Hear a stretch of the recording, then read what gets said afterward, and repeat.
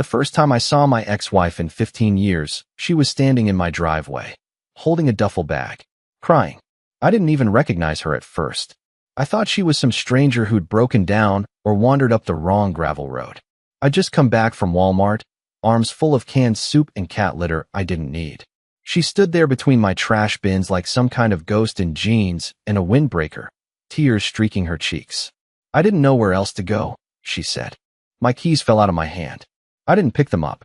I should have slammed the car door. I should have walked away. I should have told her to turn around and disappear again like she did all those years ago. But I just stood there, blinking like an idiot while the wind whipped plastic bags across the lawn. Dana, I finally said, like I needed confirmation that reality was real. She nodded and tried to smile, but her lips trembled too much. I know I shouldn't be here, she whispered. But you need to hear something. It's about the divorce. It's about everything. My hands were shaking, and not just from the cold. I wanted to scream at her. I wanted to ask her why she left me with nothing but a $300 couch and an apartment that echoed like an empty can. I wanted to ask where she went after she vanished. But none of that came out. Instead, I opened the door.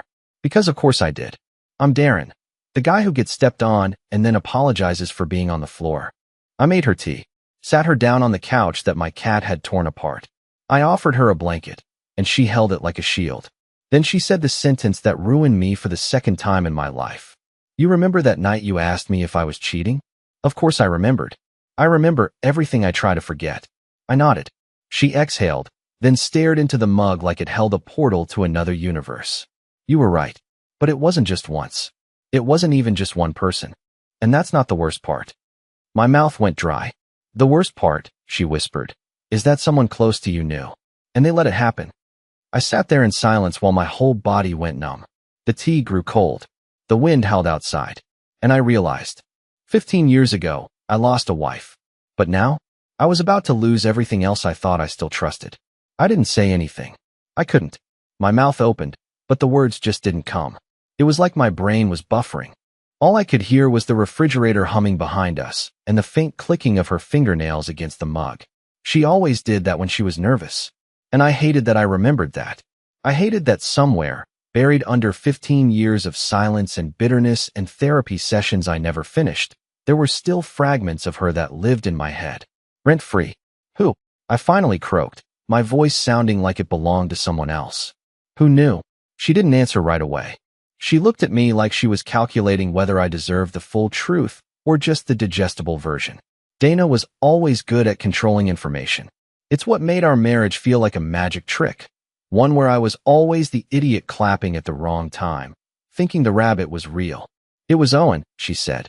And just like that, it felt like the entire room tilted sideways. Owen, my best friend since 8th grade. The guy who helped me move after the divorce. The guy who drove me to the courthouse and waited outside with a Snickers bar and a pack of tissues. The guy who once punched a dude in college for calling me pathetic. That Owen. I stood up too fast. My knees cracked, and I nearly tripped over the coffee table. You're lying, I said, even though I knew she wasn't.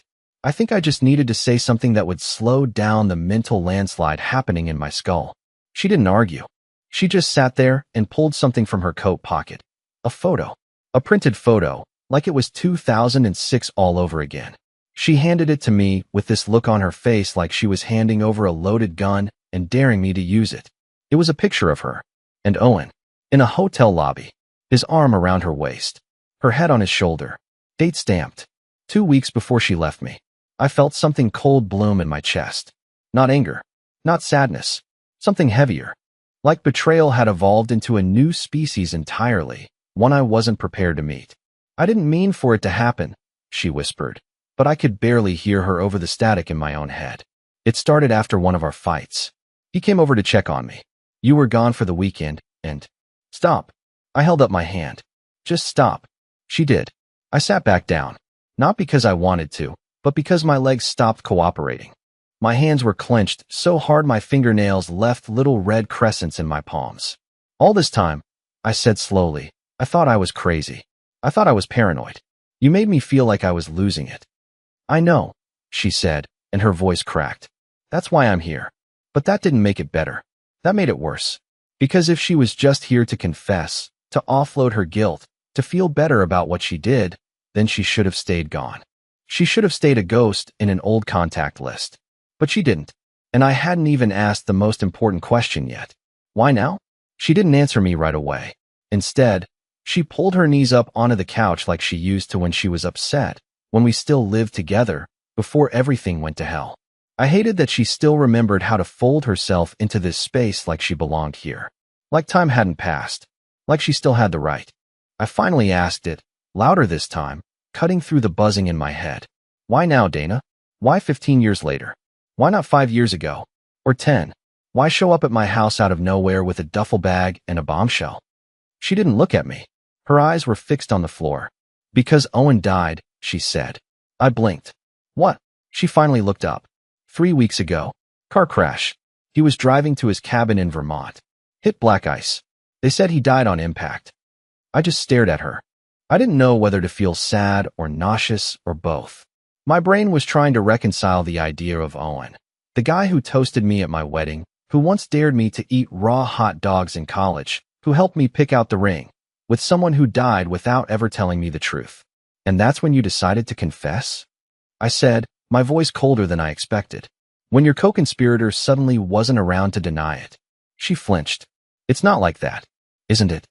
She took a breath, but her hands were trembling now, and I could see she was fighting back whatever storm was building inside her. I wanted to scream at her. I wanted to ask her if she had any idea what those years were like for me, how I stopped trusting people, how I haven't been in a real relationship since, how every time I tried to get close to someone, I backed out because the voice in my head said, don't be stupid. They'll leave. They'll lie, just like she did. But instead, I asked something worse, something I didn't even plan to ask. Did you love him? Her mouth opened slightly, and I saw the hesitation, like the truth was there, bubbling on the surface, but she still wanted to spare me. I didn't mean to, she said finally. And that answer hurt worse than a yes. She reached into the duffel bag and pulled out a worn leather notebook. My notebook, one I thought I'd lost in the move after the divorce. I recognized the scuffed corners immediately. Inside that book were my sketches, notes, little journal entries I never wanted anyone to read. Things I'd scribbled late at night when I couldn't sleep. Thoughts about her fights, about how I wished I could be better, stronger, more than what I was. You left it behind, she said quietly. Owen kept it. I didn't even know he had it until I found it after he died. It was in a box labeled New Hampshire. She handed it to me, and I hesitated before taking it. I read some of it, she admitted. I shouldn't have. But it broke me, Darren. The way you talked about me, even when I didn't deserve it. Even when I was lying to you. I flipped through the pages. My own handwriting stared back at me, and I felt something twist in my gut. I wasn't angry about the invasion of privacy. I was angry because even now, after everything, some part of me still wanted her to understand what she ruined. You think showing up here and returning a notebook erases what you did? I said. No, she whispered. But I'm not here to erase anything. She leaned forward, and what she said next didn't make any sense at first. It was like a puzzle with missing pieces. There's more, she said. It wasn't just you I lied to. Owen lied too. To both of us. I narrowed my eyes. What are you talking about? She looked terrified now. There's something I never told you, she said slowly. Because I didn't know myself. Not until now. Darren, the affair wasn't the end of it. I held my breath. She stared right at me and said, you have a daughter. For a moment, I thought I misheard her. I actually leaned forward like the extra inch between us would somehow clarify what she'd just said. What did you say? I asked, even though I knew exactly what I'd heard. It just didn't make sense. It couldn't. You have a daughter, Dana repeated, and this time she didn't stutter. I laughed. I laughed, like a man who just got told his entire reality was a prank show. No, I don't, I said, shaking my head. You're thinking of someone else. Maybe you're confused or, I don't know, you lost track of which lie you're telling. I'm not lying, she said. I didn't even know until last year. You're telling me you gave birth to a child and forgot to mention it. She's not mine, Darren. I froze. She's not biologically mine. I didn't carry her. I didn't even know she existed until Owen got sick. But she's your daughter. And she's real. I was blinking so much my eyes started to sting. You're not making any sense. Dana took a deep breath, bracing herself like she was about to jump off a cliff. There was another woman. Her name was Elise. She worked with Owen. I didn't know about her until years after our divorce. She died of cancer last spring. She left behind a letter and a girl. A 17-year-old girl named May. I said nothing. I couldn't even remember how to breathe. She wrote that May was Owen's daughter. But the letter said something else. Something Owen never told me. That during the affair, when he was with her and you and I were still married, he suspected the child wasn't his. She reached into her bag again. Another envelope. This one creased and yellowed. She handed it to me like it weighed 10 pounds. I had May take a test after Owen died, she whispered, just to put it to rest. I didn't expect anything. I thought she'd be his, and that would be it. I didn't want to open the envelope. I didn't want this to be happening. But my hands moved before my brain gave them permission. Inside was a printed DNA result, legal letterhead, barcode, all of it official and clinical. I scanned down to the bolded text. Probability of paternity, 9,987%. And right there, beneath it, tested alleged father, Darren M. Ellis. I felt my lungs seize. How? I started, but no words followed. Dana looked like she was going to cry again, but she didn't. She just nodded like she'd expected this reaction. Elise listed you as the father in her journal. I found it when May gave me the letter. She wrote about you. About the night she met you at that gallery opening. Do you remember it? I didn't want to remember. But suddenly, painfully, I did. We had been fighting. One of the worst ones. Dana had accused me of being emotionally distant. She stormed out and said she was staying at her sister's for the weekend. That night, I went to the art show alone. I met a woman who complimented my laugh. No one ever complimented my laugh. And we talked for hours over wine and fluorescent paintings. I never got her number. I never even knew her last name. I told myself it was a nothing night. Just conversation. Maybe a kiss in the parking lot. But clearly, it wasn't just that. You're lying, I said again, but my voice cracked. This can't be real. I thought you deserved to know, she whispered.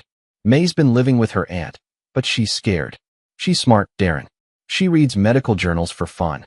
She thinks you're some deadbeat who vanished before she was born. My head was spinning.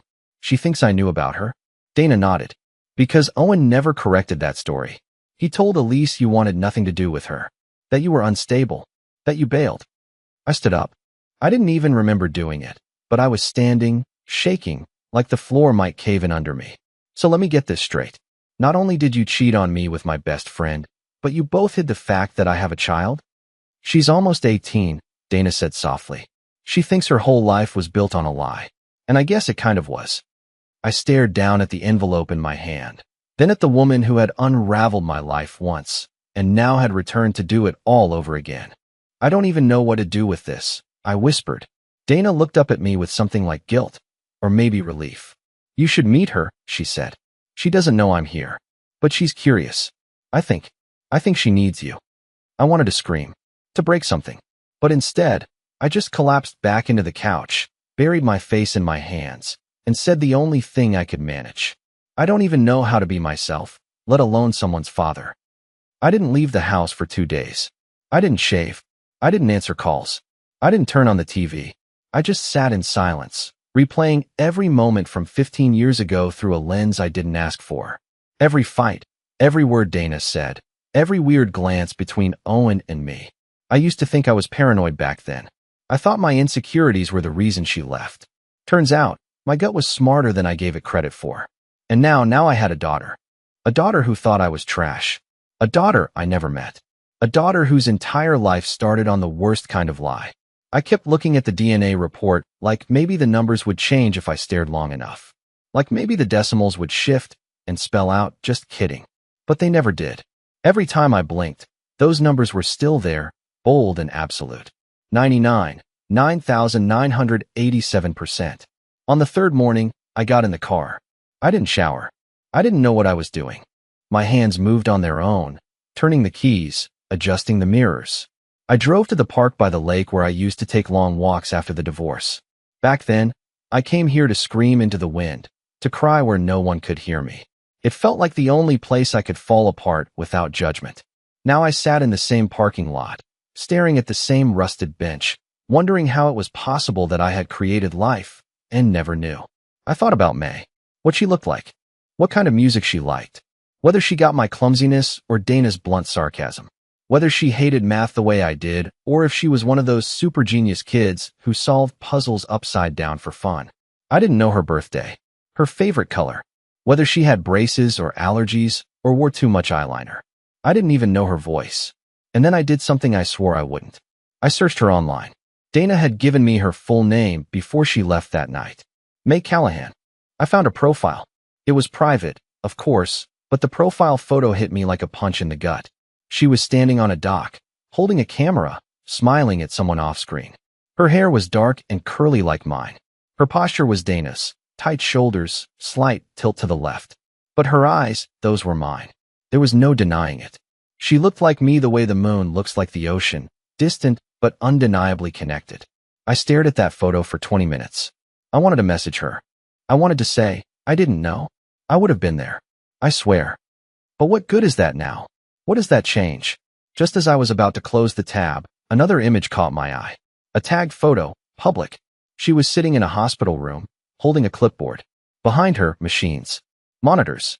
A man in a gown, smiling weakly at the camera. The caption read, "Still the strongest man I know. We're not done fighting yet." I clicked on the name of the hospital and the tags. It was only 2 hours away. And suddenly, my heart started racing. She wasn't just somewhere in the world. She was here, nearby, living through something, hurting, fighting, alone. I messaged Dana. Why is May in a hospital? What's going on? She replied almost instantly. She doesn't want anyone to know, especially not you. But yes, she's sick. She's been in and out of treatment. Leukemia, diagnosed a year ago. It's been rough. She's responding to the new protocol, but it's complicated. I stared at the screen like it was on fire. Not only did I have a daughter, but I might lose her before I ever get to hear her say a single word to me. And worst of all, she'd go to her grave thinking I walked away. That's when I made the decision. The one I couldn't take back. I was going to meet her. I didn't care what Dana said. I didn't care if she hated me. I didn't care if she screamed at me, cursed at me, told me to disappear. I had spent 15 years letting silence swallow my spine. I wasn't going to be absent anymore. I was done being the man people lied to and walked over. She had every right to hate me, but she also had the right to know the truth. I didn't tell Dana I was going. I didn't ask permission. I just got in the car the next morning and drove to the hospital. I didn't have a plan, just her name and a hollow in my chest that had grown wider by the hour. The closer I got, the more everything inside me itched to turn back. What if I walked in and made things worse?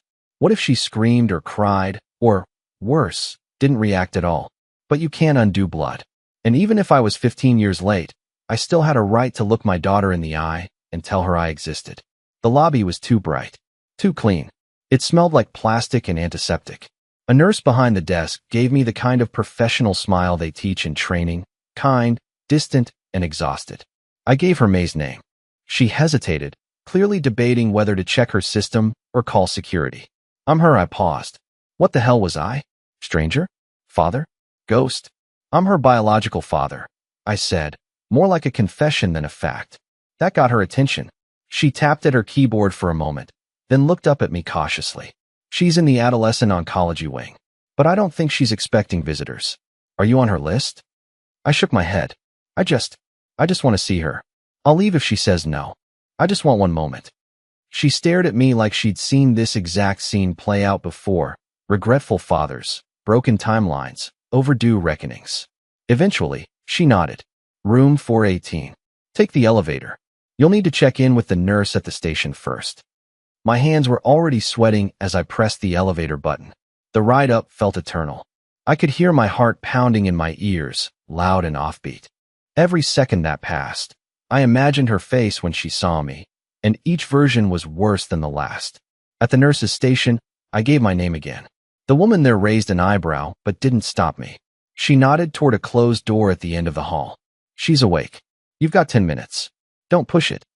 I stood outside the door for another 30 seconds before knocking, 3 soft taps. I don't even know why I knocked. What was I expecting her to say? Come in, long-lost father who abandoned me. But a quiet voice did answer. Yeah? I pushed the door open. The room was dim, curtains half drawn. A small TV played some muted sitcom in the background. She was lying in bed, reading a paperback with a highlighter in her hand. And when she looked up at me, her eyes narrowed instantly. She didn't recognize me. Of course she didn't. "Hi," I said, trying to smile, but I felt like my face was made of stone. "I'm sorry to bother you. I'm Darren. I think your mom might have mentioned me." She tilted her head slowly, skeptical, guarded, smart. "No offense," she said, voice hoarse but sharp, "but I have no idea who you are." I took a slow breath. "I'm your father." She stared, blinked, then let out a small, bitter laugh. "Wow, that's original. Did Dana send you?" "No," I said. "She doesn't even know I'm here. I found out last week. About Elise. About you." May looked away, jaw tight. "She said you didn't care. That you knew and just left." "I didn't know," I said, my voice cracking. "Not until Dana showed me the DNA results.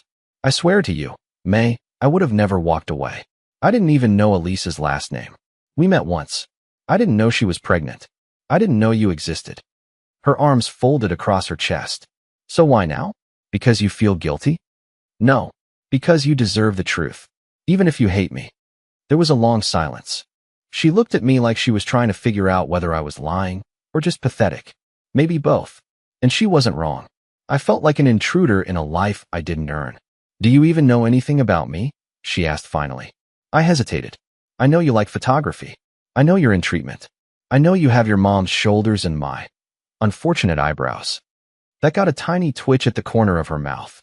"I also know I missed 17 years of your life, and I'll never be able to fix that. But I want to know everything now, if you'll let me." She didn't speak for a while. Then she leaned back against the pillows and said, "Start with your biggest regret. Go." That surprised me. "What?" "I ask everyone that," she said flatly. "It's easier than small talk." I swallowed hard. "My biggest regret," I said slowly, "is not asking more questions when things didn't feel right. I let people lie to me because I was afraid of the answers.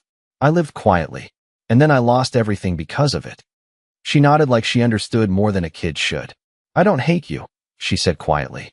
"I don't know you well enough to hate you, but I don't trust you either." "I'll earn it," I said instantly, maybe too fast. May looked at me again, really looked, and I felt something shift. Small, but real. "You've got 9 minutes left," she said. "Might as well keep talking." So I did, and for the first time in over a decade, I felt like someone might actually listen. I stayed longer than 10 minutes. No one stopped me. Maybe they saw the way May was leaning forward now, listening. Not exactly welcoming, but no longer dismissive. She asked questions like she was digging through rubble, slow, methodical, expecting broken pieces. She wanted to know if I ever tried to find Elise, if I remembered that night at the gallery, if I had anyone else in my life now. When I told her no, no wife, no kids, no one, she didn't look surprised. Just nodded like that made sense. Like she'd already assumed I was the kind of man who lived in silence. "I Googled you last year," she said casually, flipping through her notebook. "When I first found out your name, I thought maybe you were dead, or famous, or in jail. You weren't in any of those categories. Just invisible." "That checks out," I muttered. "I've kind of made a career out of disappearing." "Why?" I didn't have a neat answer. I think I got too used to not being picked by anyone. So eventually I stopped showing up. She didn't say anything for a moment. Then, "That's kind of sad." "Yeah," I said. "It really is." May asked about Owen next, what he was like as a younger man, whether he was always so controlling. I could hear the bitterness in her voice, even when she tried to bury it. It surprised me. She spoke about Owen like someone who'd been living in his shadow, not as a daughter who adored her father. "He didn't let me go to art school," she said. "Said it was a waste of talent. Wanted me to go into science. Said it was the Ellis way." Whatever the hell that meant. My stomach flipped. "He told you that?" She nodded. "Said it was your tradition. Your family was full of researchers and chemists or something." That was a lie. A blatant, unnecessary lie. "My dad was a bartender," I said. "My mom ran a floral shop. I barely passed high school biology." May stared at me, then gave a quiet, bitter chuckle. "Of course. Figures." And just like that, something clicked. Not just for her, but for me. Why had Owen claimed I wanted nothing to do with May? Why build this fictional legacy, the Ellis way, when he knew it wasn't true? Why erase me, then replace me with a version of me he could manipulate? Dana had said Owen lied to both of us. But it wasn't just lies. It was architecture. He didn't just cover up the truth. He restructured it, rebuilt our lives with fake beams and forged bricks until none of us could recognize the rooms we were living in. He didn't just cheat on you, May said suddenly, reading my face. He owned you, didn't he? I looked at her, startled. She tapped her pen against the blanket. My mom said something once. When she was high on meds, right before she died. She said Owen had a way of making people feel like they owed him everything, and that if they forgot, he'd remind them. I swallowed hard. He manipulated everyone around him. I think he convinced Dana she was nothing without him. He made me doubt everything I felt. I thought he was my friend, May. I trusted him more than my own instincts. She was quiet for a long time after that. Then she flipped to a fresh page in her notebook. I have a list, she said. Things I want to do before my next round of treatment. Some of them are stupid. Some are complicated. I was going to do them alone. I stayed still. I didn't want to interrupt the moment. She turned the notebook around and pushed it toward me. Number 4 is find out who I am, not who people told me I was. You're part of that, apparently. So, I looked at her, unsure. So, what do you want from me? She shrugged. I want you to come with me. Not forever. Not even far. Just the next one. What is it? Number 5. Visit the house where you grew up. See if anything makes sense. My throat tightened. That house was torn down years ago. Then take me to where it stood. I hesitated. May, I don't know if this is a good idea. I don't want to force. You're not forcing, she cut in. I'm asking. I want to see where the version of me that could have existed might have lived. That was the moment I realized something terrifying and beautiful at the same time. She didn't want pity. She didn't want me to fix anything. She just wanted truth. And even if I was a fractured, faded version of a father, I could at least give her that. So I nodded. When? Tomorrow. I reached for the notebook and gently closed it. Okay, I said. Tomorrow. And for the first time since this nightmare began, I saw something I didn't expect. Hope. The next morning, we left before the sun was up. May wore a hoodie 3 sizes too big and had earbuds in most of the ride, but I didn't take it personally. We drove in comfortable silence, the kind that only exists between people who have run out of lies and excuses and are finally just real. Every so often she'd glance at me through the window reflection, and I'd pretend not to notice. I didn't want to spook it, that slow, quiet rebuilding of something we never had to begin with. The town I grew up in was smaller than I remembered. Or maybe I was just seeing it differently. We stopped at the gas station that used to be a video rental store. The diner I'd eaten pancakes in every Saturday was now a bank. Even the street where my childhood home once stood had changed. New houses, fresh pavement, no trace of the rusted porch swing or the tree I carved my initials into. But May didn't seem disappointed. In fact, she stood on the sidewalk for a long time, just breathing it in. This is where you used to ride your bike? She asked, kicking at a leaf. Yeah, right down this hill. Crashed into Mrs. Valeni's mailbox more than once. She smiled. I bet she loved that. She hated my guts. We walked around the block a few times. She took pictures of old fences, broken gutters, a mailbox shaped like a goose. These are the kinds of places that hold stories, she said, more to herself than to me. Not the shiny ones. The ones with rust and weeds and cracks. That's where real things live. I stopped and looked at her. Not just looked, saw her. May. This girl who came into my life through chaos, who had every reason to slam the door shut and didn't. She had my eyes. Dana's stubbornness. Owen's fire, but none of his manipulation. I'm really proud of you, I said. She didn't respond right away. Then she said, I think I want to believe you. And that was enough. On the way back, we stopped at a flea market on a whim. She bought a broken Polaroid camera for $5. I told her it probably wouldn't work. She grinned and said, doesn't have to. It just needs to be mine. Back at the hospital, I helped her carry her things in. A nurse smiled at me like I was already part of the routine. Dana was waiting by the elevator, arms crossed, clearly surprised I was still around. I didn't say anything to her. I didn't need to. May turned to me before heading back to her room. I don't know how much time I have, she said. I don't either, I replied, voice tight. But whatever you need from me, you have it. She nodded. Good. Because I've got more list items. Some are going to be weird. One of them involves a cemetery and a fake seance. I laughed, actually laughed. I've done worse. She rolled her eyes. I'll text you. And then, just as the elevator doors started to close, She looked back and said something that will stay with me forever. Hey, Darren, you can stop disappearing now. The doors closed. I stood there for a long time. I didn't cry. Not this time. I just stood still, rooted, present. Finally, after all these years, I was here.